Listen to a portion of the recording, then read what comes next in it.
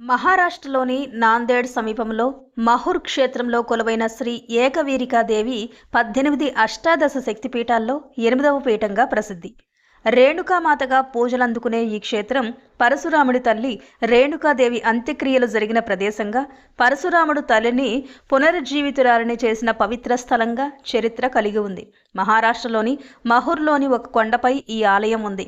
దక్షయజ్ఞం తర్వాత సతీదేవి దేహాన్ని శివుడు మోస్తూ ఉండగా విష్ణుమూర్తి సుదర్శన చక్రంతో ఖండించగా కుడి భుజం ఇక్కడ పడింది.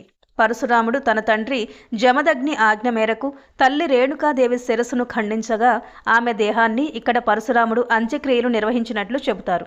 ఆ తర్వాత పరశురాముడు తన తల్లికి పునర్జన్మ ప్రసాదించగా రేణుకాదేవి ఇక్కడ ఏకవీరికా మాతగా వెలిశారు.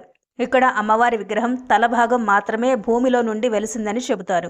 ఈ క్షేత్రాన్ని మాతృతీర్థం అని కూడా పిలుస్తారు.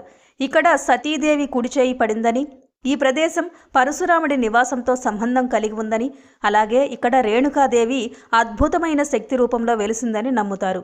ఈ క్షేత్రం మహారాష్ట్రలోని నాందేడ్ నుండి సుమారు 120 కిలోమీటర్ల దూరంలో ఉంటుంది.